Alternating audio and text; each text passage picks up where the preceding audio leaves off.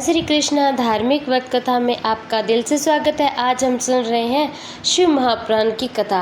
हर हर महादेव। जलंधर की उत्पत्ति से लेकर उसके प्रसंग सुनाकर सनत कुमार जी ने कहा, हे मुनिराज, अब शंभु का दूसरा चरित्र प्रेम पूर्वक आप सुनो। उनके सुनने मात्र से ही शिव भक्ति और भी दृढ़ हो जाती है। व्यास जी शंखचूड़ नामक एक महावीर दानव था जो देवताओं के लिए कटक स्वरूप था। उससे शिवजी ने रण के मुहाने त्रिशूल से मार डाला था। शिवजी का वह दिव्य चरित्र परम पावन तथा पापनाशक है। तुम पर अधिक स्नेह होने के कारण मैं आज उसको वर्णन करता हूँ। तुम प्रेम पूर्वक उसे सुनना। ब्रह्मा के पुत्र जो महर्षि मरीचि थे, उनके पुत्र कश्यप हुए। ये मननशील, धर्मिष्ठ, सृष्टिकर्ता, विद्या संपन्न तथा प्रजापति थे। दक्ष ने संपन्न होकर अपनी 13 कन्याओं का विवाह इनके साथ कर दिया था। इनकी संतानों का इतना अधिक विस्तार हुआ, उसका वर्णन करना कठिन है। उन कश्यप पत्नियों में एक का नाम धनु था। वह श्रेष्ठ, सुंदरी, महारूपवती थी। उस साध्वी का सौभाग्य बड़ा हुआ था। हे मुनिराज, उस धनु के बहुत से महाबली पुत्र उत्पन्न हुए थे। विस्तार भय से उसके नाम नहीं गिनाए जा सकते। उनमें एक का नाम विप्रचित था, जो महान बल पराक्रम से संपन्न था। उसका पुत्र दम हुआ, जो जितेंद्रिय, धार्मिक, विष्णु भक्त था।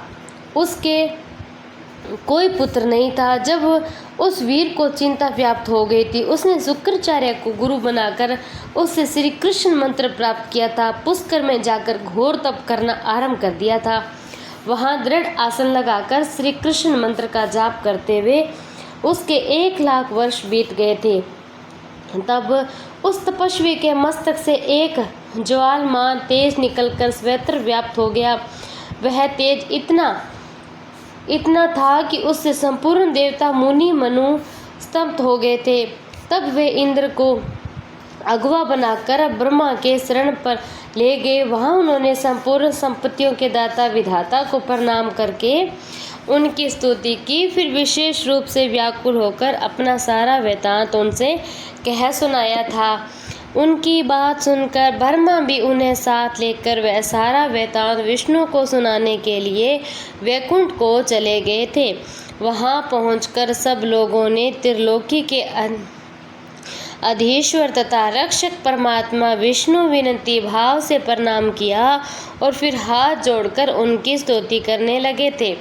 देवता बोले, देवों के देव महादेव, हमें पता नहीं कि यहाँ कौन सा कारण उत्पन्न हो गया है। हम किसके तेज से यहाँ पे स्थित हो रहे हैं, यह आप ही हमें बताइए। दीन बंधु अपने दुखी सेवकों को रक्षक तथा आप ही है, अतः शरण दाता रमानाथ, हम शरणागतों की रक्षा कीजिए। तो सनत कुमार जी कहते हैं, मुनिराज, ब्रह्मा आदि देवताओं के वचन को सुनकर शरणागत वत्सल भगवान विष्णु मुस्कुराए और प्रेम से बोले। विष्णु ने कहा, शांत रहो, घबराओ नहीं, भयभीत न हो। कोई उलट पलट नहीं होगा, क्योंकि अभी प्रलय का समय नहीं आया है। यह तेज तो दम नामक दानव का है, जो मेरा भक्त है और पुत्र की कामना से तप कर रहा है। मैं उसे वरदान देकर शांत कर दूंगा। तो सनत कुमार जी कहते हैं, मुनिराज, भगवान विष्णु यूं कहकर ब्रह्मा आदि देवताओं की व्यग्रता जाती रही। ये सभी धैर्य धारण करके अपने अपने धाम को लौट गए थे। उधर भगवान भी वर प्रदान करने के लिए पुष्कर को चल पड़े थे, जहाँ वह दम नामक दानव तप करा था। वहां पहुंचकर श्री हरि ने अपने मंत्र का जप करने वाले भगत दम को स्तामना देते हुए मधुर वाणी में कहा, वर मांगो। तो विष्णु का उपयुक्त वचन सुनकर और उन्हें आगे उपस्थित देखकर दम बड़ी ही भक्ति के साथ उनके चरणों में लोटपोट हो गया था। बारंबार उनकी स्तुति करते हुए बोला। दम ने कहा, देवादिदेव कमल नयन, आपको नमस्कार।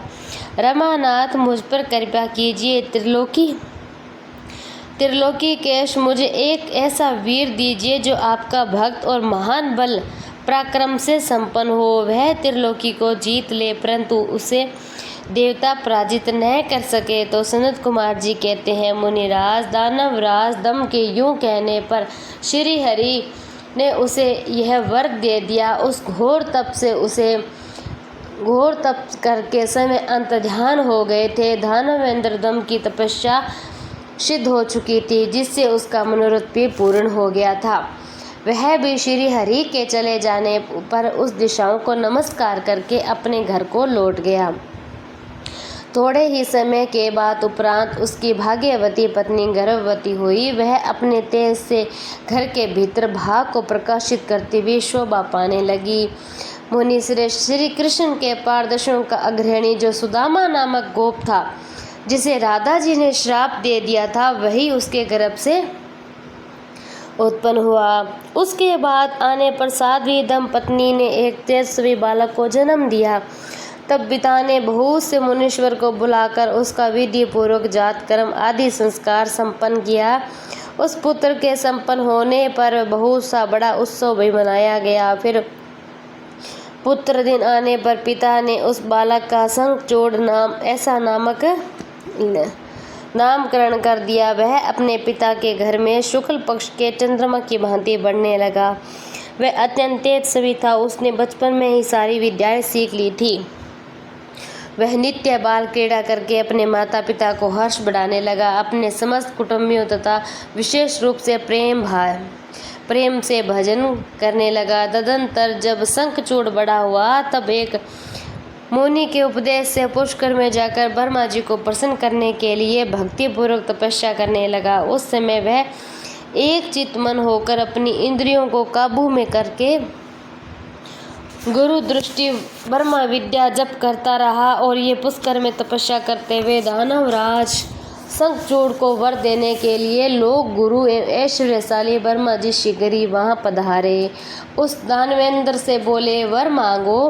ब्रह्मा जी को देखकर उसने अत्यंत नम्रता से उन्हें अभिवादन किया और फिर उत्तम वाणी से उनकी स्तुति करने लगा। उसके बाद उसने ब्रह्मा से वर मांगते हुए कहा, भगवान मैं देवताओं के लिए अजय हो जाऊं। तब ब्रह्मा जी ने परम प्रसन्न होकर बोले, तथास्तु, ऐसा ही होगा। फिर उन्होंने शंखचूड़ को वह दिव्य श्री कृष्ण कवच प्रदान किया, जो जगत के संपूर्ण मंगल का भी मंगल और विजय प्रदान करने वाला।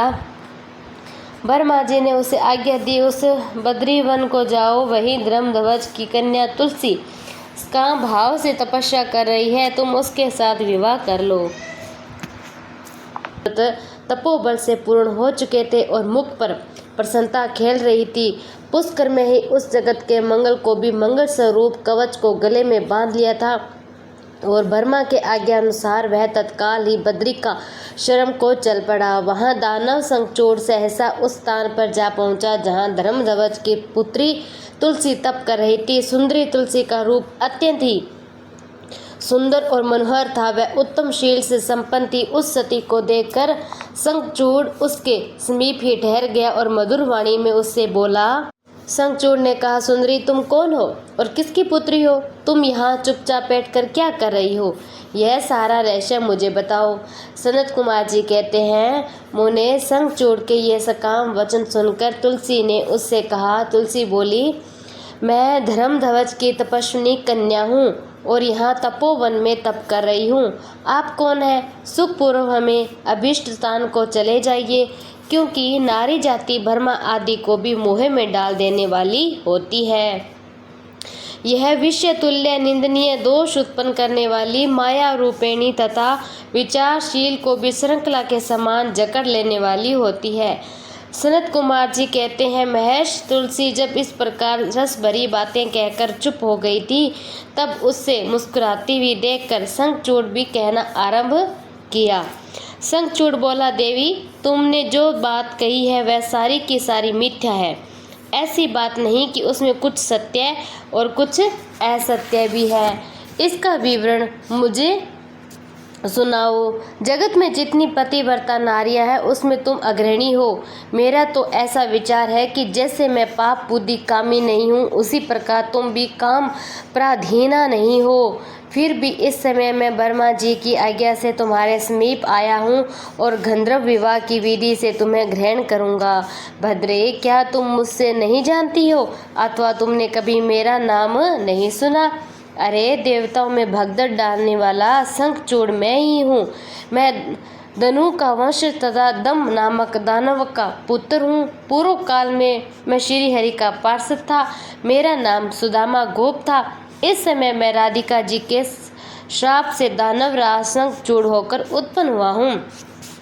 ये सारी बातें मुझे ज्ञात है क्योंकि श्री कृष्ण के प्रभाव से मुझे अपने पूर्व जन्म का भी याद है। तो सनत कुमार जी कहते हैं, मुने, तुलसी जी के समक्ष यूँ कहकर शंखचूड़ चुप हो गया था।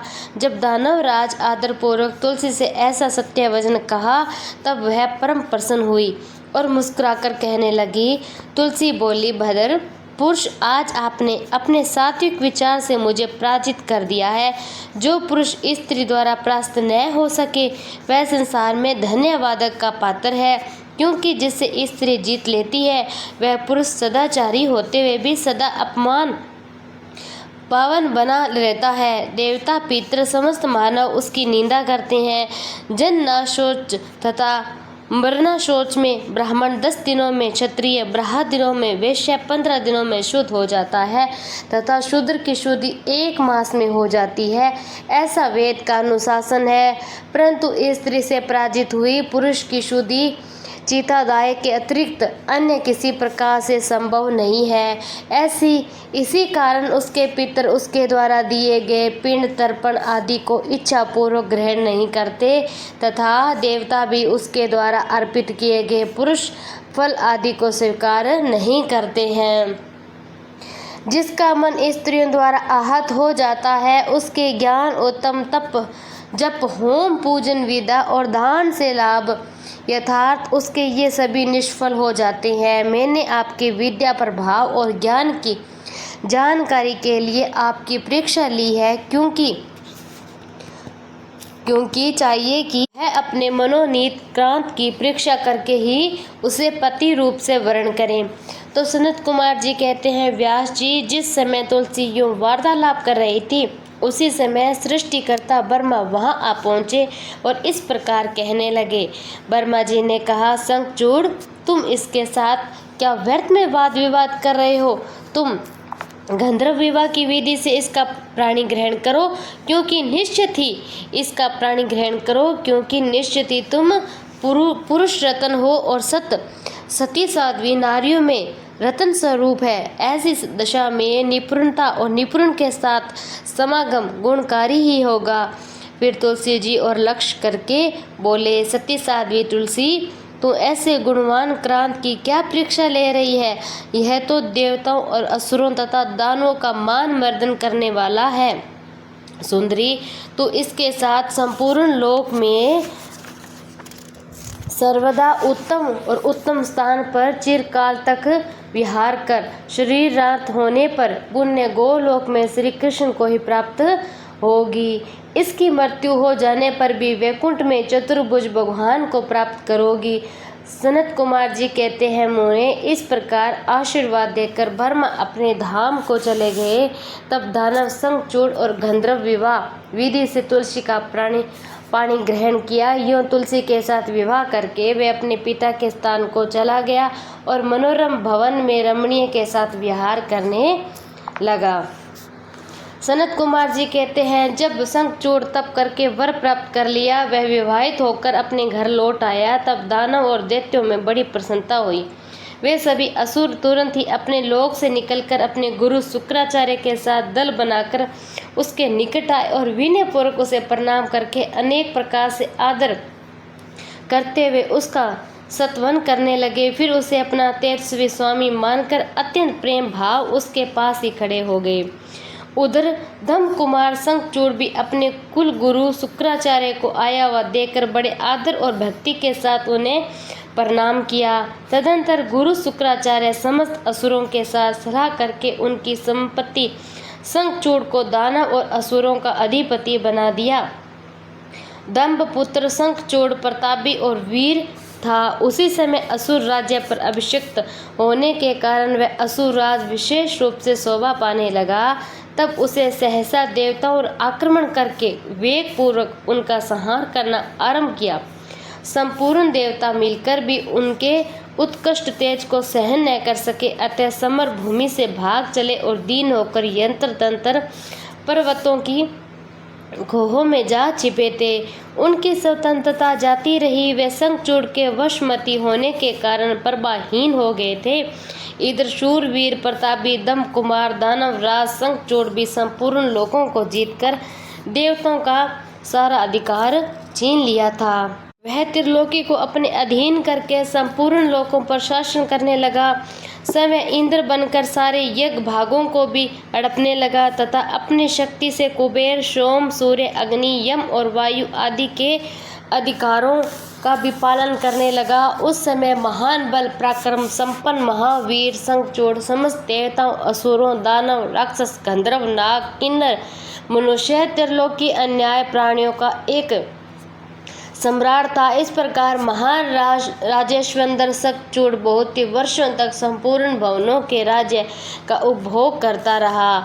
उसके राज्य में न अकाल पड़ता था, न महामारी, न अशुभ ग्रहों का ही प्रकोप होता था। आदि व्याधि भी अपना प्रभाव नहीं डाल पाती थी।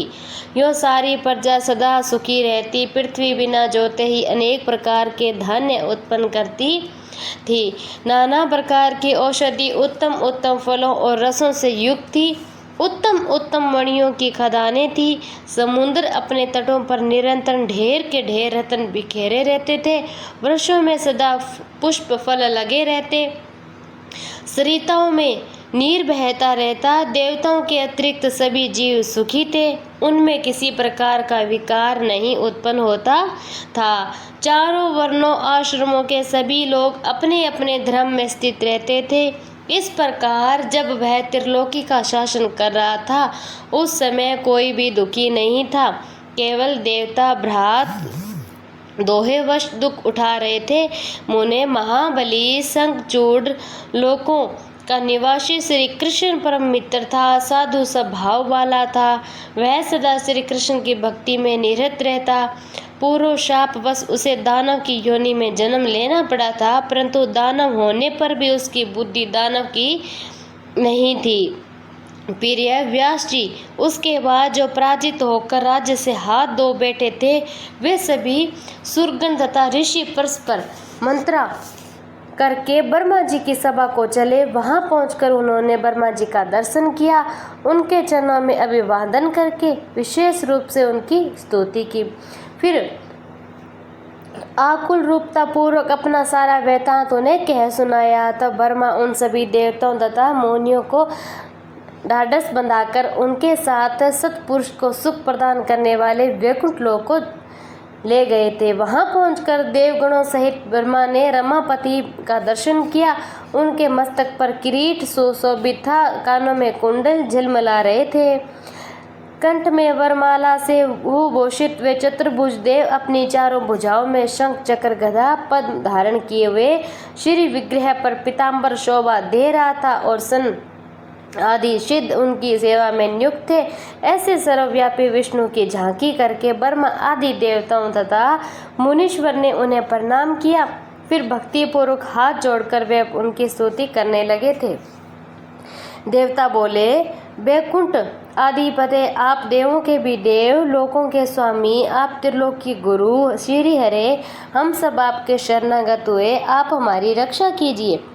अपनी महिमा कभी भी न होने वाले ऐश्वर्यशाली त्रिलोक केश आप ही लोगों के पालक, गोविंद लक्ष्मी आप में ही निवास करती और आप अपने भक्तों के प्राण स्वरूप हो, आपको हमारा नमस्कार है। इस प्रकार स्तुति करके सभी देवता श्री हरि के आगे रो पड़े। उनकी बात सुनकर भगवान विष्णु ने ब्रह्मा से कहा। विष्णु बोले, ब्रह्मा यह वैकुंठ योगियों के लिए ही दुर्लभ है। तुम यहाँ किस लिए आए हो? तुम पर कौन सा कष्ट आ पड़ा है? यथार्थ रूप से मेरे सामने इसका वर्णन करो। तो सनत कुमार जी कहते हैं, श्री हरि का वचन सुनकर ब्रह्मा जी ने विनम्र भाव से सिर झुकाकर उन्हें बारंबार प्रणाम किया और अंजलि बांधकर परमात्मा विष्णु के समक्ष स्थित देवताओं के कष्ट से भरी हुई शंखचूड़ की सारी करतूत कह सुनाई। तब समस्त प्राणियों के भाव के ज्ञाता भगवान श्री हरि उस बात को सुनकर हंस पड़े थे। ब्रह्मा से उस रहस्य का उद्घाटन करते हुए बोले, श्री भगवान ने कहा, कमल योनि में एक शंखचूड़ का सारा वृतांत जानता हूँ। पूर्व जन्म में वह महातेजस्वी गोप था जो मेरा भक्त था। मैं उसके वृतांत से संबंध रखने वाला और इस पुरातन इतिहास का वर्णन कहता हूँ। सुनो, इसमें किसी प्रकार का संदेह नहीं करना चाहिए कि भगवान शंकर सब कल्याण करेंगे। गोलोक में मेरे ही रूप श्री कृष्ण रहते हैं। उनकी स्त्री श्री राधा नाम से विख्यात है और वह जगत जननी प्रकृति की परमोत्कृष्ट पांचवी मूर्ति, वही वह सुंदर रूप से विहार करने वाली, उनके रंग से अद्भुत बहुत से गोप और गोपियां भी वहां निवास करती है। वे नित्य राधा कृष्ण अनुवर्तन करते हुए उत्तम उत्तम क्रीड़ाओं में तत्पर रहते हैं और वहीं गोप इस समय शंभु की इस लीला से मोहित होकर शापवश अपने अपने को दुख देने वाली दानवी योनियों को प्राप्त हो गया है। श्री कृष्ण पहले से ही रुद्र के त्रिशूल उसकी मृत्यु निर्धारित कर दी थी। इस प्रकार वह दानव देह का परित्याग करके पुण्य कृष्ण पार्षद जाएगा। देवेश, ऐसा जानकर तुम्हें भय नहीं करना चाहिए। चलो, हम दोनों शंकर की शरण में चले। वे शीघ्र ही कल्याण का विधान करेंगे और अब हमें तुम्हें यह समस्त देवों का निर्भय हो जाना चाहिए। सनत कुमार जी कहते हैं, यूं कहकर ब्रह्मा सहित विष्णु शिवलोक को चले गए। मार्ग में वे मन ही मन भक्त वत्सल सर्वेक्षर शंभु को याद करते जा रहे थे। व्यास जी इस प्रकार वे रमापति विष्णु ब्रह्मा के साथ उसी समय शिवलोक में जा पहुँचे, जो महान दिव्य निराधार भौतिकता से रहित। वहां पहुंचकर उन्होंने शिव जी की सभा का दर्शन किया। वह ऊंची उत्कृष्ट प्रभावशाली सभा प्रकाश युक्त शरीर वाले शिव पार्षद से घिरी होने के कारण विशेष रूप से शोभित हो रही थी। उन पार्षद का रूप सुंदर क्रांति से युक्त महेश्वर रूप से दृश्य। उनके 10 भुजाएं भी, 5 मुख और 3 नेत्र थे। गले में नील चिन्ह है। शरीर का वर्णन अत्यंत घोर था। वे सभी श्रेष्ठ रत्नों से युक्त रुद्राक्ष भस्म आभरण विभूषित थे। वह मनोहर सभा नवीन चंद्रमंडल के समान आकार वाली चकोर थी। उत्तम मणियों तथा हीरों के हारों से वह सजाई गई थी। अमूल्य रत्नों से बने हुए कमल पत्रों से सुशोभित थी। उसमें मणियां और झालियों से युक्त गवाक्ष बने थे, जिससे वह चित्र विचित्र दिख रही थी। शंकर की इच्छा से उसमें पद्म रागनी मणि जड़ी हुई थी, जिसमें वह अद्भुत सी लग रही थी। वह रहस्यमंत कमणी बनी हुई सैकड़ों सीढ़ियों से युक्त थी। उसमें चारों ओर इंद्रनील मणि के खंभे लगे थे, जिन पर श्रवण सूत्र घृत चंदन के सुंदर पल्लव लटक रहे थे, जिससे वह मन को मोह लेती थी। वह भली भांति संस्कृत सुसंग वायु से सुवासित थी। 1 सहस्त्र योजन विस्तार वाली वह सभा भूत से किंकरों से खचाखच भरी थी। उसके मध्य भाग में अमूल्य रत्नों द्वारा निर्मित एक विचित्र सिंहासन था। उसी पर उमा सहित शंकर विराजमान थे। उन्हें सर्वेक्षर विष्णु ने देखा। वे तारकासुर से घिरे हुए चंद्रमा के समान लग रहे थे। किरीट कुंडल रत्नों की मालाओं से विभूषित थे। उनके सारे अंग में भस्म रमाई हुई थी। वे लीला कमल धारण किए हुए थे। महान उल्लास से भरे हुए उमाकांत मन शांत तथा प्रसन्न थे। देवी पार्वती ने सुवासित तांबूल प्रदान किया, जिससे वे चबा रहे थे। शिवगण हाथ में श्वेत चमर लेकर परम भक्ति के साथ उनकी सेवा कर रहे थे। सिद्ध भक्ति व सिर झुकाकर उनके सत्वन करने लगे। गुणा प्रशांत त्रिदेवों के जनक, सर्वव्यापी निर्विकल्प निराकार, श्रेष्ठानुसार आकार साकार, कल्याण स्वरूप, माया रहित, अजन्मा माया से अधीश्वर प्रकृति, पुरुष से भी परा उत्पर सर्व समर्थ परिपूर्णता समता युक्त और ऐसे विशिष्ट गुणों से युक्त शिव को देखकर ब्रह्मा विष्णु हाथ जोड़कर उन्हें प्रणाम किया। फिर वे स्तुति करने लगे। विधि प्रकाश से स्तुति करके अंत में वे बोले, भगवान आप दीनों और अनाथों के सहायक, दीनों के प्रति पायक, दीन बंधु, त्रिलोकी के अधिवेश्वर, शरणागत भक्तवत्सल हे गौरीश, हमारा उद्धार कीजिए। परमेश्वर हम पर कृपा कीजिए नाथ, हम आपके ही अधीन हैं, आपकी जैसी इच्छा हो आप वैसा करें। हर हर महादेव। अगला अध्याय कल मैं आपको सुनाऊंगी।